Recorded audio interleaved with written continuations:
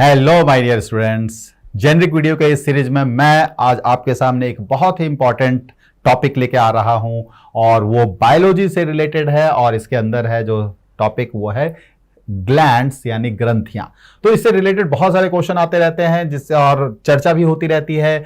Endocrine glands, exocrine glands, तो बड़ी confusion सी होती है। अंतःस्रावी ग्रंथि, बहिःस्रावी ग्रंथि, तो ये कंफ्यूजन बार बार क्रिएट होती रहती है और ये एक ऐसा टॉपिक है जो कई अलग अलग चैप्टर्स के अंदर आते रहते हैं। तो इसका एक क्लियर कट कॉन्सेप्ट हमारे सामने होना बहुत जरूरी है। इसी के मद्देनजर मैं आज आपके सामने ग्लैंड्स को विस्तृत रूप से बिल्कुल डिटेल में डिस्कस कर रहा हूं। इसे आप जब जब देखेंगे आपके ग्लैंड्स से रिलेटेड जितने भी कंफ्यूजन होंगे सारी की सारी दूर हो जाएंगे, ये दावा है। चलिए जी, तो ग्लैंड्स क्या हैं, ग्रंथियां क्या हैं, तो क्या कहता है ये? तो ये है हमारा एक ऐसा ऑर्गन, ह्यूमन में या दूसरे एनिमल्स के बॉडी की बात कर लें इवन, तो इसमें क्या है कि ये एक ऐसा सिक्रीट करता है केमिकल सब्सटेंस जो हमारे बॉडी में किसी न किसी तरह यूज में आता है। कि मानव या जंतु शरीर का एक अंग जो शरीर में उपयोग के लिए विशेष रासायनिक पदार्थों को स्रावित करता है, उसका स्राव करता है, सिक्रीट करता है। अब ये बहुत अलग अलग तरीके से हमारे शरीर में काम करता है। अगर इसकी कमी कुछ हुई तो फिर हमें प्रॉब्लम होगी। ठीक है, तो चलिए जी, तो टाइप्स ऑफ ग्लैंड्स की बात करें तो ग्लैंड्स को दो मेजर टाइप में बांटा गया है। तो glands are classified into two categories. एक हमारा है एंडोक्राइन ग्लैंड्स, या चलो यहां पहले आ रहा है तो पहला हमारा है एक्सोक्राइन ग्लैंड्स जिसे हम बहिःस्रावी ग्रंथियां के नाम से जानते हैं। दूसरा हमारा है एंडोक्राइन ग्लैंड्स यानी कि अंतःस्रावी ग्रंथियां। लेकिन बात तो वही आ गई कि सर हम इतना तो जानते हैं कि एक्सोक्राइन ग्लैंड्स, एंडोक्राइन ग्लैंड्स। अब इन दोनों में बेसिक डिफरेंस क्या है, एक महत्वपूर्ण अंतर क्या है? तो चलिए हम यहां से इसको बांट लेते हैं कि इधर हम डिस्कस करेंगे बहिःस्रावी ग्रंथि के बारे में, इधर हम डिस्कस करेंगे अंतःस्रावी ग्रंथि यानी कि एंडोक्राइन ग्लैंड्स के बारे में, और इधर एक्सोक्राइन ग्लैंड्स के बारे में। तो बहिःस्रावी यानी एक्सोक्राइन ग्लैंड्स ये होता है विद डक्ट, यानी कि इसकी अपनी नलिका होती है, अपनी नलिका होती है, और इसी नलिका के माध्यम से जो ये केमिकल बनाते हैं ना, उस नलिका के माध्यम से जहां पहुंचाना है वहां पहुंचाते हैं।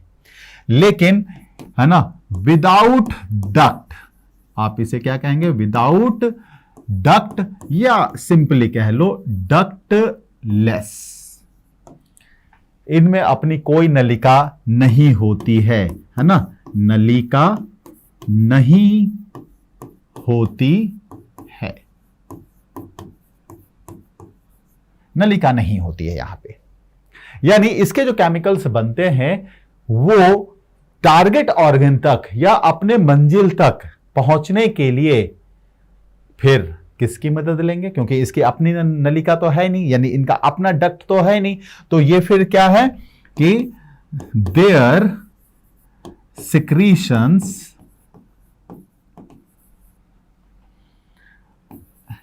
कैन pass from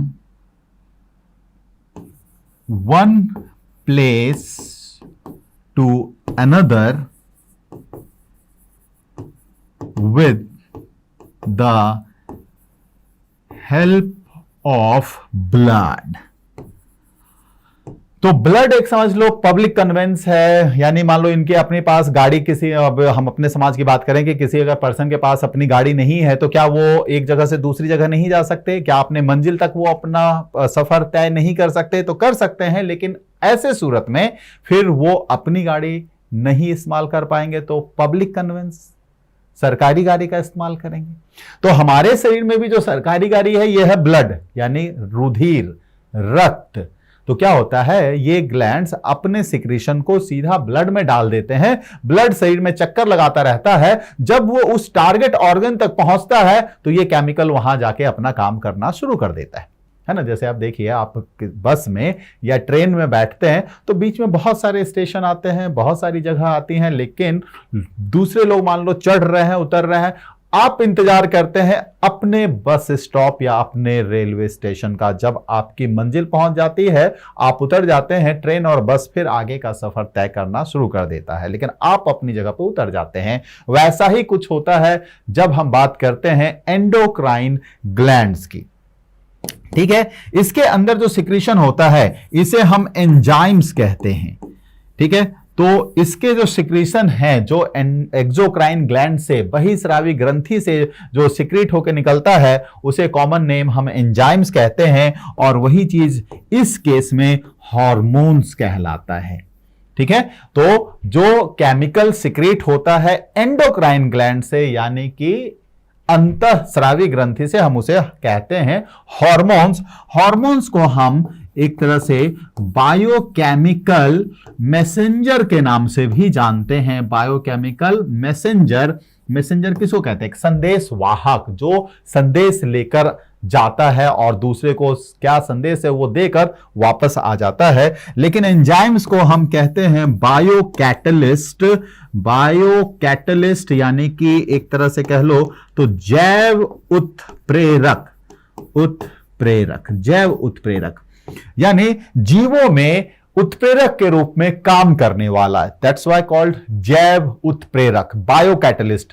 तो ये क्या होता है? ये रिएक्शन में इन्वॉल्व होता है और रिएक्शन के रेट को बढ़ाता है, अभिक्रिया के दर को बढ़ाता है।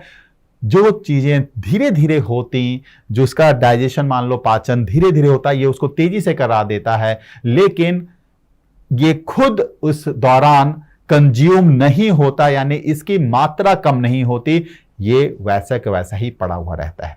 ठीक है, तो एंजाइम्स क्या है? एक बायोकैटलिस्ट की तरह से काम करता है। अगर एंजाइम्स हमारे शरीर में ना हो तो फिर बहुत सारे कार्य हमारे शरीर में नहीं होंगे। ठीक है, और वैसे ही हार्मोन्स भी है। हार्मोन्स ऑन ऑफ का काम करता है। जैसे बात करें, इंसुलिन एक हार्मोन है, सिक्रीट होता है पैनक्रियाज से। अब वो इंसुलिन क्या करता है? हमारे ब्लड में ग्लूकोज के लेवल को कम करता है। दूसरा हार्मोन सिक्रीट होता है, वो भी पैनक्रियाज से, ग्लूकागॉन। ये क्या करता है? अगर हम फास्टिंग में हैं और ब्लड में ग्लूकोज का लेवल कम हो रहा है तो ये ब्लड में ग्लूकोज के लेवल को बढ़ाता है। लेकिन हार्मोन्स ये सिर्फ मैसेज देता है। तो इंसुलिन या ग्लूकागॉन जो कि एक हार्मोन है, ये सिर्फ मैसेज जाकर देते हैं। इंसुलिन क्या मैसेज देता है और किसको देता है? तो लीवर को ये मैसेज देता है, यकृत को, कि भाई ब्लड में ग्लूकोज का लेवल हाई हो रहा है, इसे कम कर। तो लीवर कहता है ओके साहब जी, अभी कम करते हैं। वो कम करने में लग जाता है, लेकिन लग जाता है तो लगा ही रहता है, फिर उसके बाद कम हो जाता है, रुक गया। फिर अब ग्लाइकोजन, अगर क्या होता है कि ग्लूकोज निकलता है लीवर में, वो ग्लाइकोजन में कन्वर्ट होकर स्टोर हो जाता है। अब हम मान लो किसी वजह से फास्टिंग में है, खाया नहीं खाना बाहर से, तो ब्लड में ग्लूकोज जितना है वो तो शरीर के कामों में यूज हो रहा है, बाहर से ग्लूकोज नहीं मिला, तो जो जमा किया हुआ है अंदर, वहां से ग्लूकोज अब शरीर को देना होगा, लेकिन वो तो ग्लूकोज ग्लाइकोजन के रूप में लीवर में इकट्ठा हुआ पड़ा है। अब वो कैसे बाहर आए? इसके लिए भी एक संदेश वाहक है, एक हार्मोन है। वो हार्मोन है ग्लूकागॉन। वो पहुंचता है लीवर को, कहता है भाई ग्लूकोज की कमी हो रही है खून के अंदर, तूने जो बना रखा है ना ग्लाइकोजन, इससे तोड़ और इसमें से ग्लूकोज निकाल के ब्लड में डाल। लीवर फिर कहता है ओके साहब जी, अभी शुरू कर देते हैं, आपने कहा और काम शुरू। तो इस तरह से ये हार्मोन्स सिर्फ मैसेज देने का काम करते हैं, लेकिन एंजाइम्स कहता है चल मिल के काम करते हैं, है ना, हम इसे तोड़ते हैं, फोड़ते हैं, डाइजेस्ट करते हैं, सारा काम। तो इस तरह से तो एंजाइम कहां से निकलता है? एक्सोक्राइन ग्लैंड से। हार्मोन्स कहां से निकलता है? एंडोक्राइन ग्लैंड से। तो ये बेसिक डिफरेंस है इन दोनों के बीच में। अब अगर हम बात करें कि बहिस्रावी ग्रंथियों के कुछ उदाहरण कौन कौन से हैं, तो ये आपके सामने आ रहे हैं। तो ये है, जैसे आप पहला देखें, लैक्राइमल ग्लैंड। जब खुशी होती है, गम होता है, दोनों ही सूरतों में कई बार हमारी आंखों से आंसू निकलते हैं, है ना। खुशी में भी आंखें भिगोती हैं, गम में भी आंखें जो है वो भीग जाती हैं। तो ये आंसू निकलती हैं जिस ग्लैंड से, वही कहलाता है लैक्राइमल ग्लैंड। और ये एक एक्सोक्राइन ग्लैंड है, यानी इसका अपना डक्ट है, वहां से वो आंखों तक पहुंचता है। लीवर की बात करें, लीवर जो हमारे शरीर का सबसे बड़ा ग्लैंड है, the largest gland of the human body, ठीक है, सबसे बड़ा ग्लैंड लीवर, और ये भी एक एक्सोक्राइन ग्लैंड है। ये मुख्यतः बाइल बनाता है और उसको उस बाइल को इस गॉल ब्लैडर में इकट्ठा करके रखता है।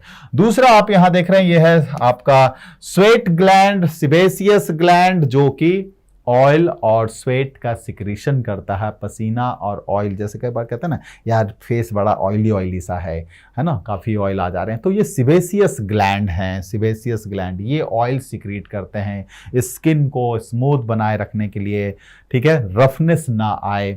और यही आपके स्वेट ग्लैंड्स भी होते हैं, जिस पसीने की ग्रंथि, जिससे पसीना निकलता रहता है, ठीक है। दूसरा यहां आपका है सेलिवरी ग्लैंड, जो हमारे माउथ के डिफरेंट पार्ट्स में होता है, कान के नीचे, जीभ के नीचे और निचले जबड़े के नीचे। तो ये पैरोटिड ग्लैंड, सबलिंगुअल ग्लैंड, सब मैंडिबुलर ग्लैंड्स, ये तीनों टाइप्स जो हैं सेलिवरी ग्लैंड्स के हैं, ये भी डक्ट वाले ग्लैंड्स हैं। अब ये बात करें तो ये है मेमरी ग्लैंड्स, यानी कि दूध की ग्रंथि, और ये जो खासियत दी गई है ये फीमेल्स के अंदर है, चाहे वो इंसानों की बात करें या दूसरे जानवरों की बात करें। तो मेमरी ग्लैंड्स जो होती हैं, इनमें भी अपना डक्ट होता है, उसी डक्ट से ये दूध जो है वो शरीर से बाहर आता है। तो ये जितने भी उदाहरण आप देख रहे हैं, ये सभी हमारे हैं एक्सोक्राइन ग्लैंड्स के। एक्सोक्राइन यानी बही स्रावी ग्रंथि। चलिए जी, अब हम कुछ उदाहरण देख लेते हैं अंतःस्रावी ग्रंथियों के उदाहरण, यानी कि एंडोक्राइन ग्लैंड्स का, ठीक है। अंग्रेजी में देखें तो सर से लेकर पांव तक हम इसकी बात करें तो हमारा पहले है पीनियल ग्लैंड, फिर हाइपोथैलेमस, फिर पिट्यूटरी ग्लैंड। इसी पिट्यूटरी ग्लैंड को हम मास्टर ग्लैंड के तौर पे भी जानते हैं। तो मास्टर ग्लैंड क्यों कहते हैं? क्योंकि ये अपना जो कार्य है वो तो करता ही करता है, साथ में जो दूसरे एंडोक्राइन ग्लैंड्स हैं उनके कार्य के ऊपर, उनके वर्क के ऊपर, उनके फंक्शन के ऊपर भी नजर रखता है, कौन सही से कर रहा है, नहीं कर रहा। अगर नहीं कर रहा तो उसको एक्टिवेट करता है, भाई काम शुरू कर, काय को सीधा सीधा बैठा है, शुरू कर काम। तो ऐसा है। थायराइड ग्लैंड, पैराथायराइड ग्लैंड गले में होता है, थाइमस ग्लैंड सीने के आसपास, एड्रिनल ग्लैंड जो हमारे किडनी के ऊपर होता है ना, top of a kidney, pancreas जो कि स्टमक के पास ही होता है, पैनक्रियाज सिंगल नंबर में है। और आपको बता दूं पैनक्रियाज, अगर हम ऐसे देखें ओवरऑल ग्लैंड्स की बात करें तो पैनक्रियाज जो है सेकेंड लार्जेस्ट ग्लैंड है हमारे शरीर का। अगर हम बात करें तो पहला हमारा लीवर था, ठीक है। उसके बाद अगर फीमेल्स की बात करें तो उसमें ओवरी, ये भी एक एंडोक्राइन ग्लैंड है। और मेल की बात करें तो टेस्टिस यानी वृषण, ये भी एंडोक्राइन ग्लैंड है। हिंदी में देखें तो पीनियल ग्रंथि है ना, पीनियल ग्लैंड को पीनियल ग्रंथि, पिट्यूटरी ग्लैंड को हम पीयूष ग्रंथि कहते हैं, हाइपोथैलेमस, परावटु ग्रंथि यानी थायराइड ग्लैंड, अवटु ग्रंथि यानी पैराथायराइड, थाइमस, अग्नाशय यानी पैनक्रियाज, अधिवृक्क ग्रंथि मतलब एड्रिनल ग्लैंड्स, वृषण यानी टेस्टिस, और अगर ये फीमेल होती तो यहां पर जो होता आपका ओवरी यानी अंडाशय होता, जो कि एंडोक्राइन ग्लैंड्स हैं, ठीक है। तो अब इन सबों की चर्चा फिजियोलॉजी में, जब हम ह्यूमन फिजियोलॉजी पढ़ेंगे तो डाइजेस्टिव सिस्टम के अंदर हमारा पैनक्रियाज आएगा, लीवर भी आएगा। अब देखो पैनक्रियाज ऐसा है, इसे हम हेट्रोक्राइन ग्लैंड के नाम से भी जानते हैं, हेट्रोक्राइन ग्लैंड, क्योंकि पैनक्रियाज का एक पार्ट जो है वो एक्सोक्राइन ग्लैंड है, पैनक्रियाज का एक दूसरा पार्ट जो है वो एंडोक्राइन ग्लैंड है। तो एक्सोक्राइन और एंडोक्राइन दोनों की खासियत पैनक्रियाज में होती है। जो एक्सोक्राइन पार्ट होता है पैनक्रियाज का वो पाचन में, डाइजेशन में मदद करता है। जो एंडोक्राइन पार्ट है पैनक्रियाज का वो ब्लड में ग्लूकोज के लेवल को नियंत्रित करता है, और ये कर नियंत्रण जो वो लेके आता है इंसुलिन एंड ग्लूकागॉन, इन दोनों की मदद से करता है। तो उम्मीद है आप सभी लोगों को एक्सोक्राइन और एंडोक्राइन ग्लैंड्स के बारे में जो बेसिक जानकारी है वो पता चल गई होगी। बाकी जो डिटेल में हम चैप्टर्स के अंदर, जिस भी चैप्टर से रिलेटेड ये सारी ग्लैंड्स आएंगी वहां पर हम पढ़ेंगे। अब अगर वहां पर बात आएगी कि ये एक एक्सोक्राइन ग्लैंड है, ये एंडोक्राइन ग्लैंड है, तो मुझे नहीं लगता है कि आपको अब किसी तरह की कोई कंफ्यूजन होगी। तो थैंक यू वेरी मच। ऐसे ही जेनेरिक वीडियो लगातार देखते रहिए, और भी वीडियोस आती रहेंगी, उन सबको वॉच करना है जो आपके कॉन्सेप्ट्स को बिल्डअप करेगा। Now thank you very much.